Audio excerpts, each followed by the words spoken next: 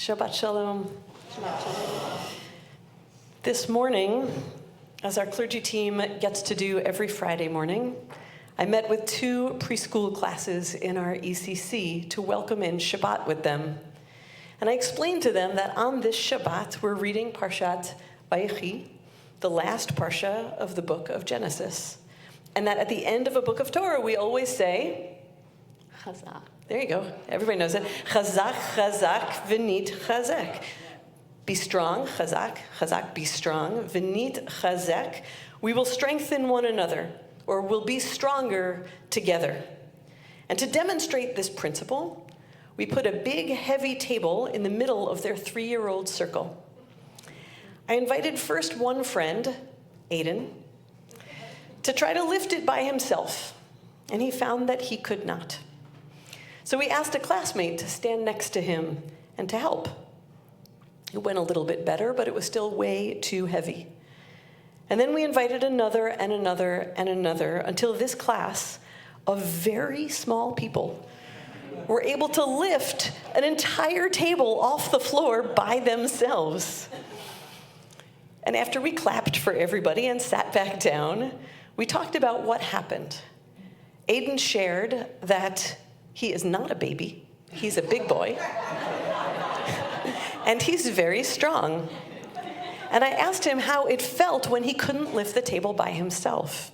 And he said he felt kind of sad. He had wanted to be able to do it by himself. And I asked him how he felt when his friend stood with him to help him. And his whole face lit up.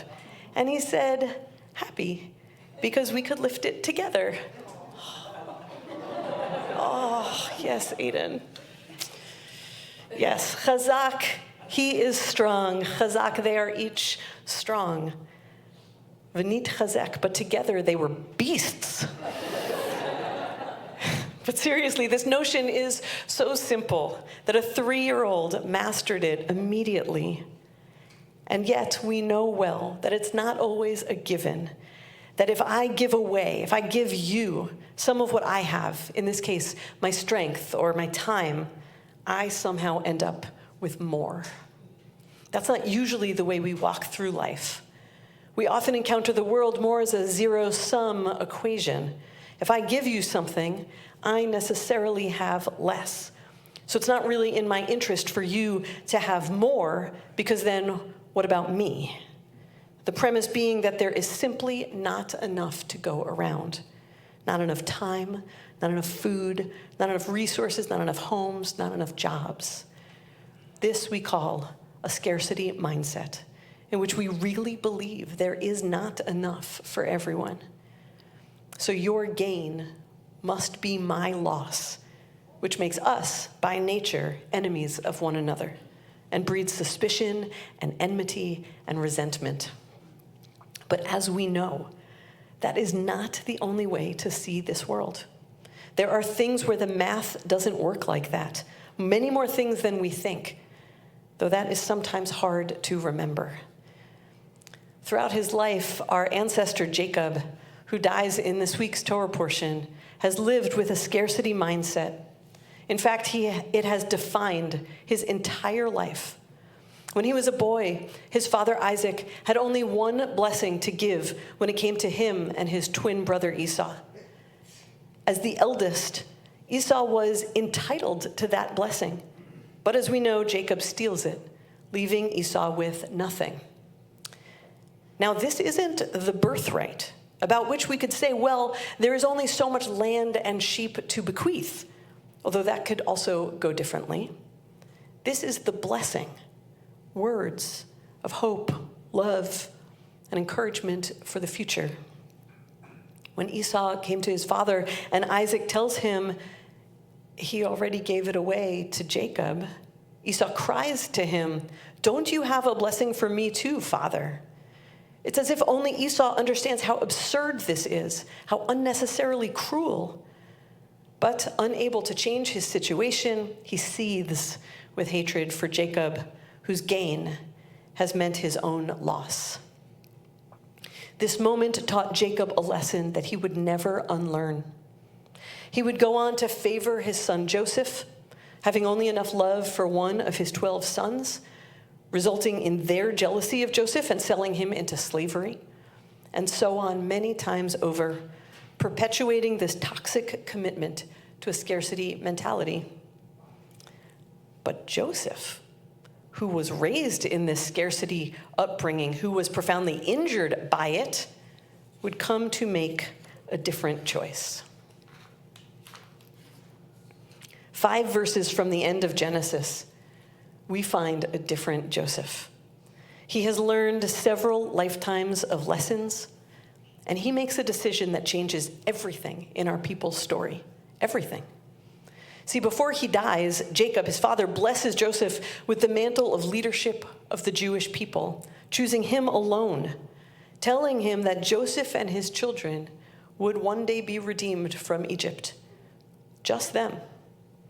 Had this blessing been realized, our Amidah today might read, Elohei Avraham, Elohei Yitzchak, Elohei Yaakov, Elohei Yosef, and so on from there. But Joseph changes the story. As he nears the end of his days, he gathers his brothers around him and he says to them, Velohim pakod yifkod etchem, including them in the blessing that was meant only for him.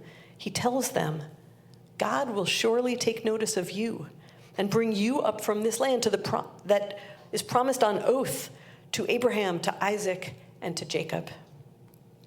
He does not believe that his gain must come at their loss, or that their gain means that he and his descendants will have less. More will mean more. Rabbi Tali Adler writes, Yosef the dreamer does what no one in his family has ever done before. He chooses to share the blessing with his brothers, to choose his brothers along with himself. A new possibility emerges, a possibility that transforms a family into a nation. Maybe it's because scarcity almost destroyed him.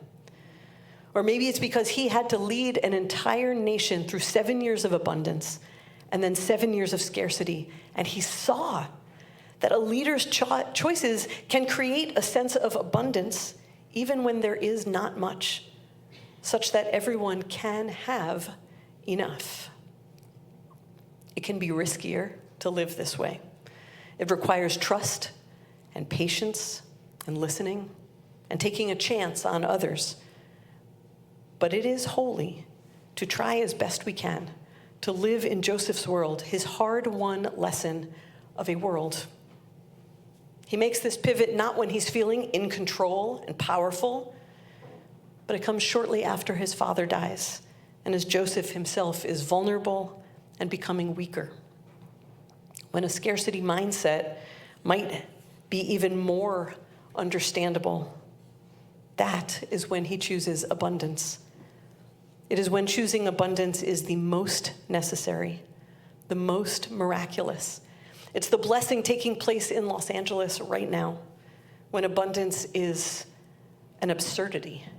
People literally have nothing left, or they're still in the way of danger, knowing that the winds are picking up again next week. But people are offering up their homes, their food, their love, their board games, their childcare, their expertise, their 3D printing, their time. Famous wealthy people are doing it, and poor struggling people are doing it. They're seeking out people who have lost everything and saying, wait, I have something, and if I give it to you, we will both somehow have more. We will both somehow be less alone. We will have less. Math breaks in a time of suffering. It breaks under the weight of the human heart and under eyes that can plainly see a greater truth than any simple addition can offer. So what does this mean for us? In 10 days, we'll be living through the strangest of times, when the inauguration of our next president coincides with Martin Luther King Jr. Day. Our next president has promised that his day one will be a celebration of scarcity, signing immediate orders of mass deportation, a day to double down on the idea that for immigrants to have some, citizens must have less. He's promised to sign immediate executive orders to end what he has called transgender lunacy, proposing that if someone else has safety in their gender expression, it makes cisgendered people less safe, that safety is zero-sum and more. And it might not go that way, but it's what he's promised. And at the same time, MLK Day is a day that sings of radical abundance, with a vision of the beloved community, where there is enough for all people, and that casting our lots together, immigrant and native-born, Jewish, Christian, Muslim, and all faiths and no faiths, Republican and Democrat, wealthy and not, black, brown, white, and all races, genders, and sexualities, that makes us all stronger. So what do we do with this dissonance? Ours is to make the road by walking it. So we'll turn towards abundance. And we'll remember that in sacred life, more is more. Your more is my more. We'll spend the morning building furniture for new immigrants and asylum seekers in New York City to help them have enough, knowing that in a Joseph world, their having more and feeling safe and belonging lifts us all. And we'll spend the evening with our friends at Antioch Baptist Church celebrating our partnership, casting our lots together to both be so much bigger than the sum of our parts, knowing that their safety and prosperity and future is bound up in ours, and that their more is also our more. And together in our differences, we are so much stronger. At the end of chanting Torah tomorrow, we will say, Chazak, Chazak, V'nit Chazek. Be strong, and we will be stronger together, reminding ourselves of this deepest truth, that when we choose abundance, a worldview that breaks the math of scarcity, that refuses a zero-sum posture, our blessings only increase. May we turn towards abundance this year, offering one another and our neighbors freely our love, our hope, our blessing, our time, our resources, our trust, and may we manifest together Joseph's hard-won, nit chazek world. Amen.